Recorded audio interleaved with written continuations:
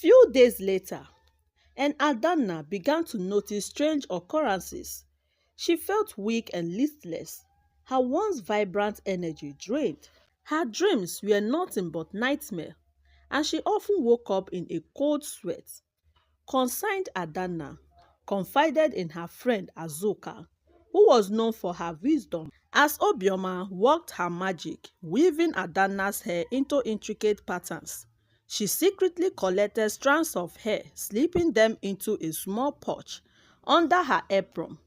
Adana, blissfully unaware, chatted about her wedding plans and her dreams for the future.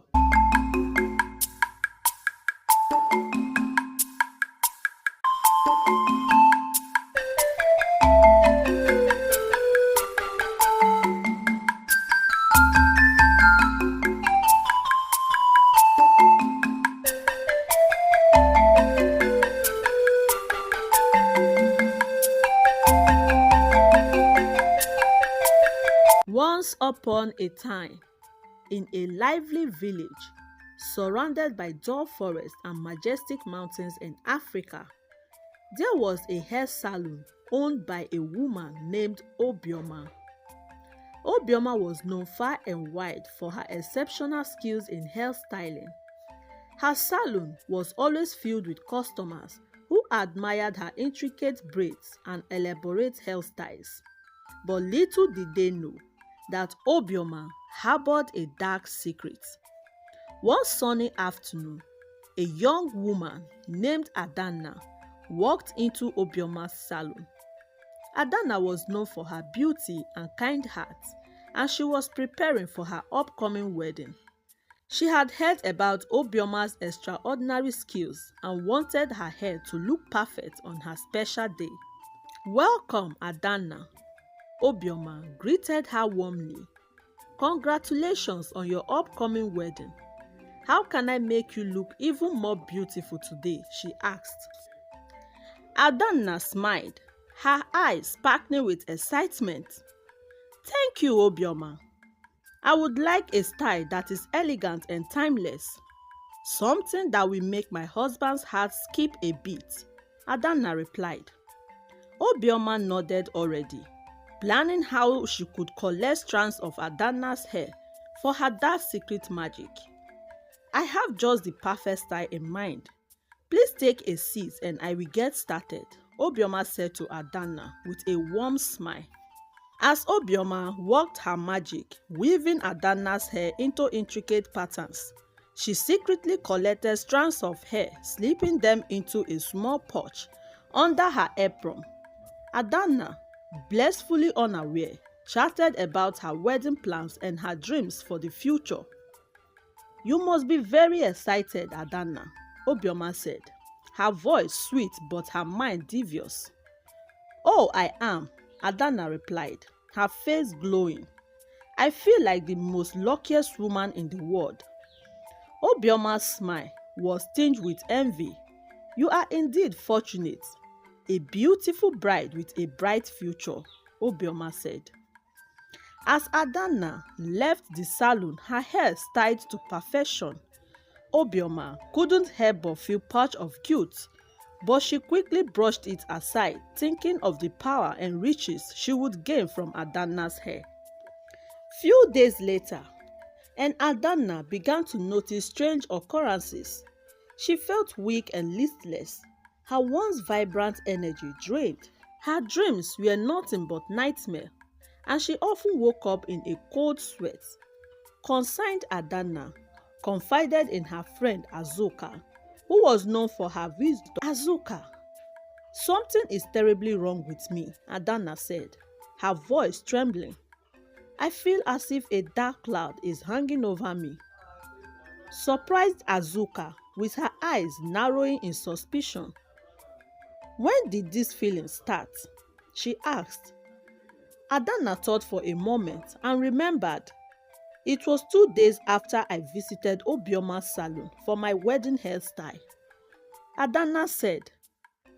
Azuka's expression grew serious. Obioma has always been kind and talented, but there have been whispers about her. Some say she practiced dark magic and some say she's a witch. Adanna was shocked and scared to hear that as her hand flying to her mouth. "Do you think she has done something to me?" she asked. "I don't know, but we must find out. There is an elder in the village, Baba Madu, who is knowledgeable about such matters. We should seek his counsel," Azuka said. And the next day, Azuka and Adanna made their way to Baba Madu's hut on the outskirts of the village. Baba Madu welcomed them with a warm smile and listened intently as they explained the situation. "Baba Madu, we fear that Obioma may have used dark magic on Adanna," Azuka said, her voice filled with concern. Baba Madu nodded thoughtfully. "It is possible there have been rumors about Obioma for many years. Let me perform a ritual to see if there is a dark presence attached to you, Adanna," Baba Madu said. He prepared a sacred space, lighting incense and chanting ancient words. He placed a bowl of water before Adanna and instructed her to look into it. As she gazed into the water, a dark shadow began to form. "There is indeed a dark force at work," Baba Madu said gravely. "Adanna's hair strand has been used to cast a spell on her." Adanna's eyes filled with tears. "What can we do to expose Obioma?" Azuka asked. "We must confront her to retrieve the strands of hair she has taken and expose her publicly," Baba Madu replied, "and only then can we break the sorceress' hold on Adanna." And the next morning, Baba Madu, Azuka and Adanna made their way to Obioma's saloon.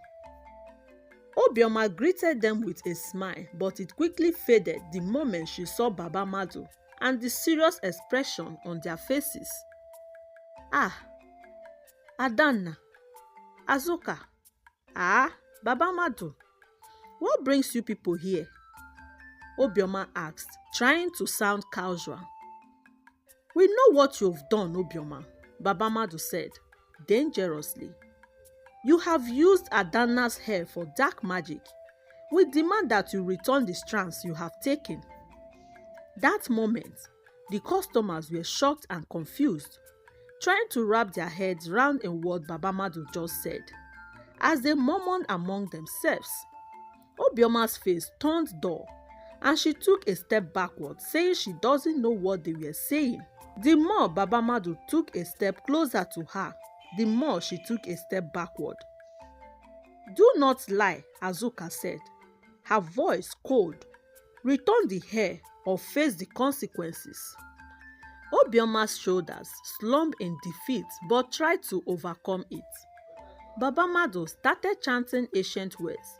He brought out an egg and smashed it on the floor, and immediately Obioma started screaming, saying that she would confess.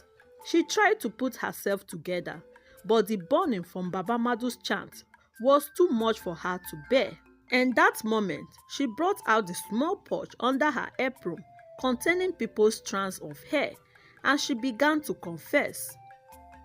It all started many years ago, when Obioma was still struggling to push her hair business further, but all effort went futile each time she tried. Till one day, she made a pact with a powerful sorceress called Mami Water in exchange for her hairstyling talents in order to attract more customers and make more money. Obioma agreed to provide Mami Water the strands of hair from her customers, which the sorceress used to gain power and control over the villagers. Obioma, driven by greed and ambition, readily complied, hiding her actions behind her charming smile and skillful hands. Everyone was shocked at the revelation. Baba Madu took the pouch and began a purification ritual, chanting words of power and protection. The dark shadow that has been haunting Adanna began to dissipate, and she felt her strength returning back to her. Adanna and Azuka thanked Baba Madu, their voice filled with gratitude. Obioma watched in silence, tears streaming down her face. I have wronged you, and for that I'm a fool. I allowed my greed and ambition lead me down a dark path. Please, Adanna, forgive me, Obioma said.